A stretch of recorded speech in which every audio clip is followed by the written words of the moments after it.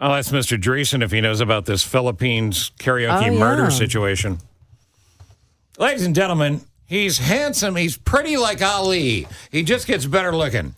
It's my old pal, Tom Dreesen. How are you? I'm fine. Steve, I haven't seen you since that time on the beach where you wanted me to put sunscreen on your back. You were crying, and I said, "Gee, Steve." I think we settled that in court. I don't think I've seen you since pre-COVID. I know, yeah. Well, I've been on the road traveling, and you've been doing your thing. Back on the radio, buddy. Yeah, I'm glad you're here. Just when they thought they could get rid of me, I showed up again, and now we're 273 shows deep. The joy of stand-up and how to get there, it's at Zanies. You're going to do a 1 o'clock thing on the 13th, which is Thursday? Tomorrow. Tomorrow. Oh, it's tomorrow. Yeah. It's tomorrow, and you're doing this for free. Yeah, I give motivation talks all over the country to corporate America and the universities, and they pay me. But this is something that I like to do for comedians. It's called The Joy of Stand-Up Comedy and how to get there. And I motivate them. I talk on 4 subjects: perception, visualization, self-talk, and develop a sense of humor. And I elaborate on all those points. I never asked you this. Who inspired you? When you were a kid, when you figured out you were funny, this is long before you and Tim got together. Yeah. Did you have a comic you looked up to? Well, when I was a kid, we lived in a shack in Harvey. We didn't have television. Everybody else had television. We had a beat-up old radio. Mm-hmm. So I would listen to Bob Hope shows and Jack Benny. And I liked them both. And there was another show called Can You Top This? It was 5 comedians sitting around, and you'd say gas station, and they do a gas station joke. Mm-hmm. And I thought, wow, that was so cool. But also, when I was shining shoes in all the bars, my mom's brother-in-law owned a tavern where my mom was a bartender. Frank Polisi, he was my uncle, and he told jokes behind the bar. And I would go to his tavern last because I would wait for the shifts to change in Harvey, and I'd go back out to the bars again. There were 8 taverns in my neighborhood. How old were you when you were doing this? I was 10 years old. Reminds me of my childhood. He would tell jokes behind the bar. But I thought it was fascinating that with his vernacular, his vocabulary, that he'd hit a word and this room would fill up with laughter like electricity and unite everybody.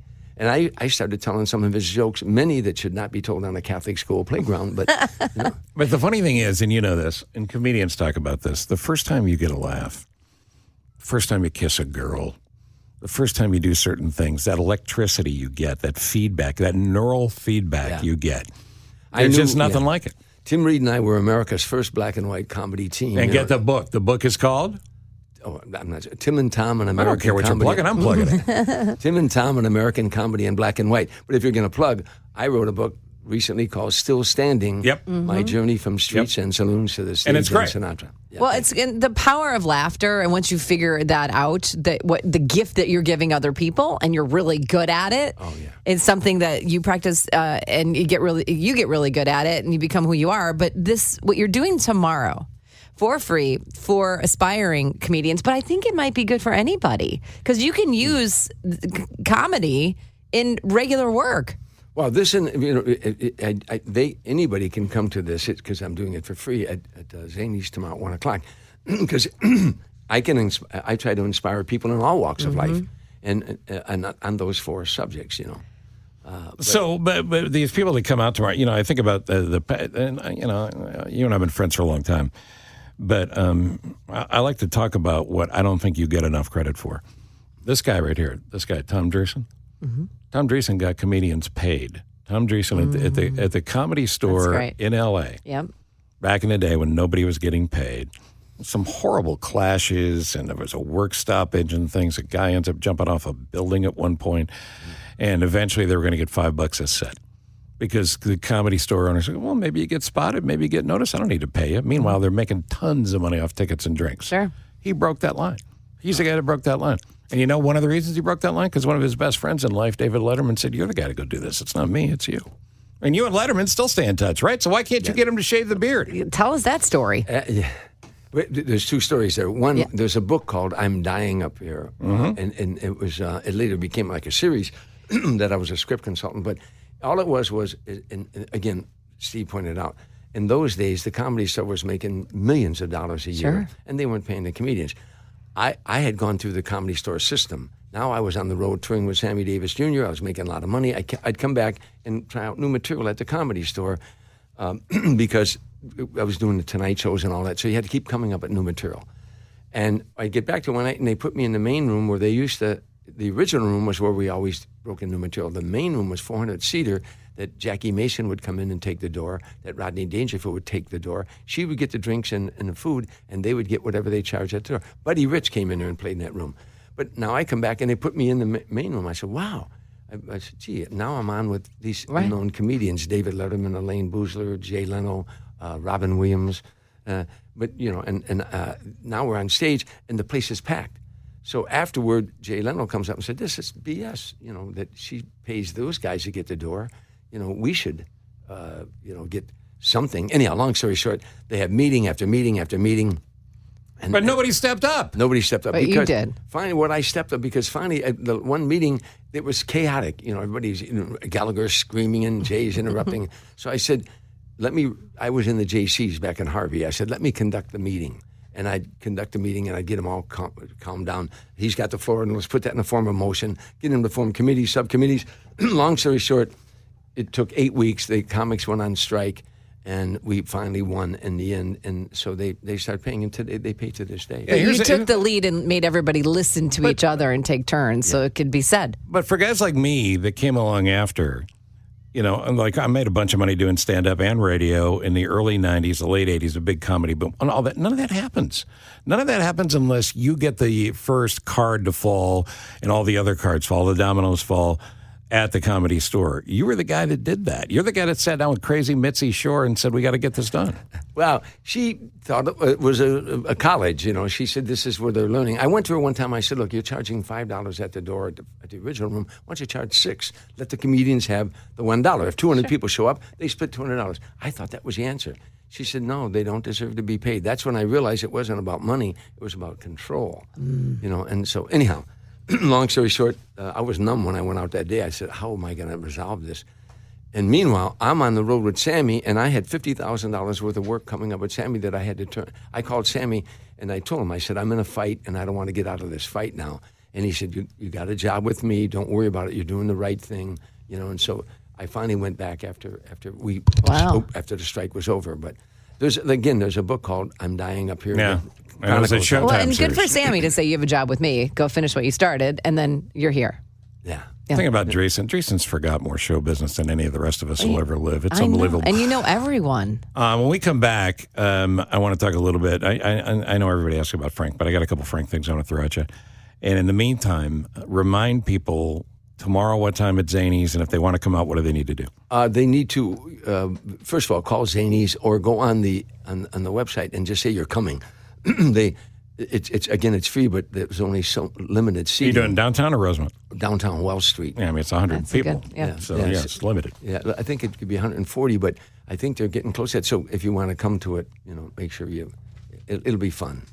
And happy birthday, buddy. Well, thank you, pal. How long are you in town? I'm in town. I'm doing a show Friday in Michigan City, Indiana at Uptown Social. I'm doing my one-man show, The Man Who Made Sinatra Laugh. And I'm doing it in Lake Forest on Sunday the 17th at 2 o'clock in the afternoon. I love it. Yeah. I love the 1 o'clock, 2 o'clock shows. These are great. Well, they thought that would be a real good time, a Sunday afternoon. And I've never done a Sunday afternoon. And I thought I'd do it. Well, why not? It's a 90-minute show. It's stand-up comedy, but I take them on a journey of a little boy hearing Frank Sinatra on the jukebox in Harvey, Illinois, to one day carrying his coffin out of a church in Beverly Hills, California. Yeah, so I take them on a journey with pictures and, you know, the pictures and video authenticate the stories I'm telling. Yeah, it's a multimedia thing. What a great show that is.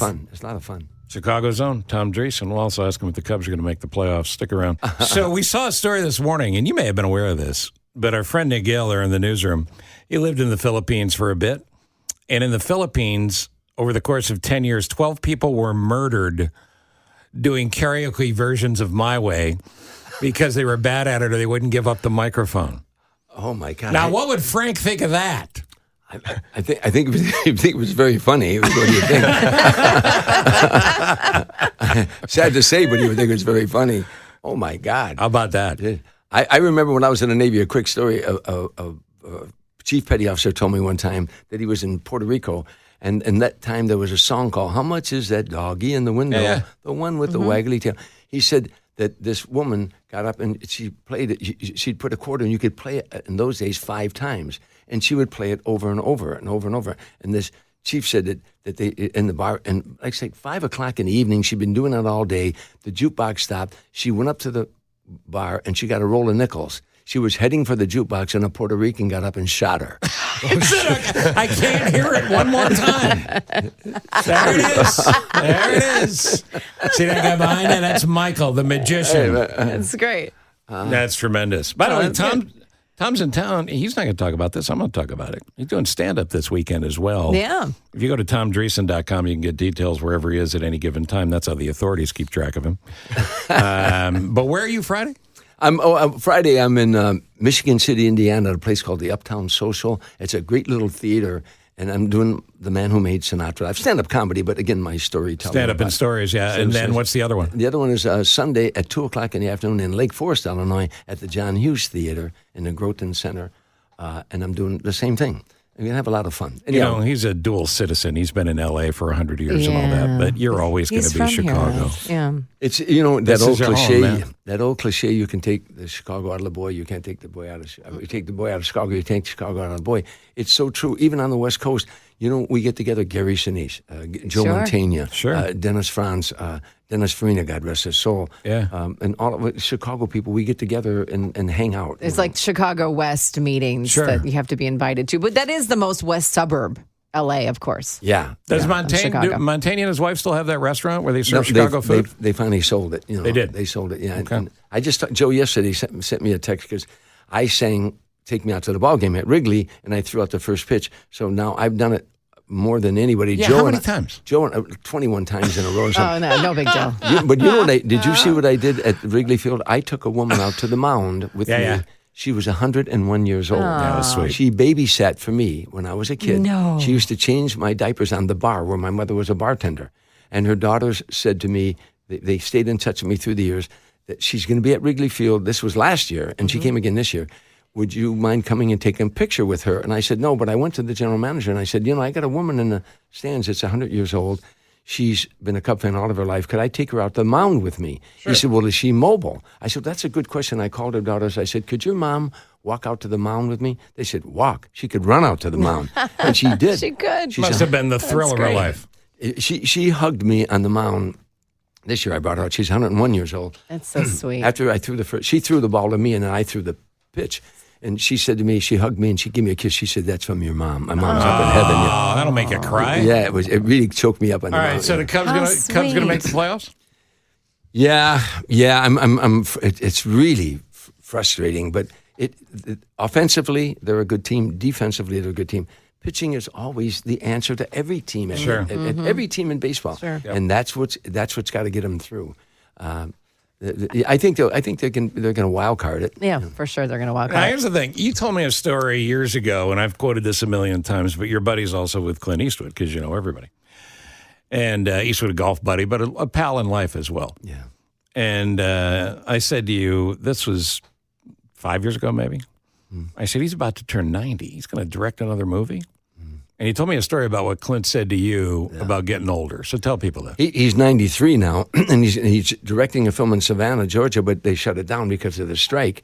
But I said to him years ago, I said, how do you do this? You're doing this. He said, I don't let the old man in.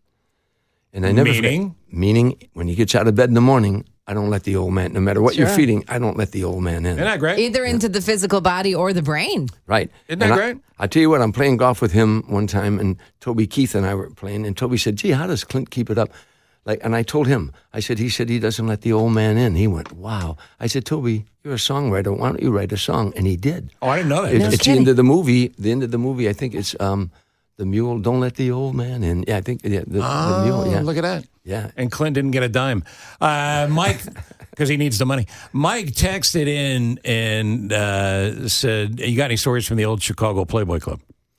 Or anything you could tell? Well, I'm still dating a girl that was a bunny at the Chicago Playboy Club. Wow, there you go. Nancy Come Perry, on. yeah, she's my girlfriend. She just went back to Phoenix, Arizona. But Chicago Playboy Club, I had so many good times in there. I worked the Playboy circuit for years with Tim Reed, Yeah. and also individually. So there were 17 Playboy clubs in America, plus 2 resorts, Lake Geneva and Great Gorge. Did Hef like comedians? Oh, absolutely. And for us comedians, do you know what that was? A vaudeville. You did 5 shows a night. You did the Penthouse and the Playroom. For Tim Reed and I, our timing became impeccable. You know, I'll bet, because all those reps. Yeah. yeah, Did he pay well?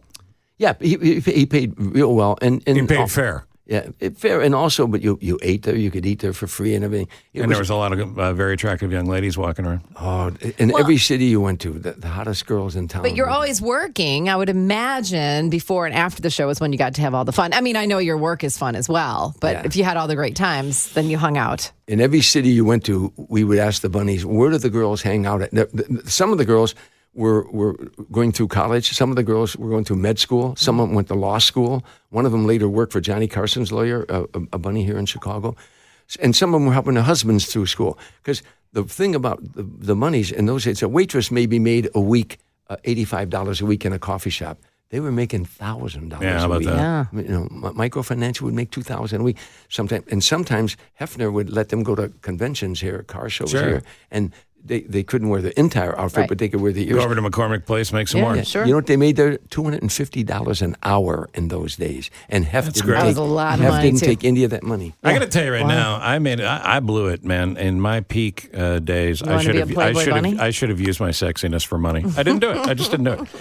The joy of stand-up comedy and how to get there. It's a free presentation at Zanies Comedy Club downtown tomorrow at 1. You need to reserve your spot. There may be a few spots left, but don't wait on this. Tickets are free, but you need to register at zanies.com and then go to tomdreesen.com and see where Tom is this weekend, Friday and Sunday, and wherever he's going. I love you, buddy. Good to Thank see you. you. It's so I love great you to see more. you. Yeah, thank you, Jane. Nice to meet you. Thank you. You two, stop it already.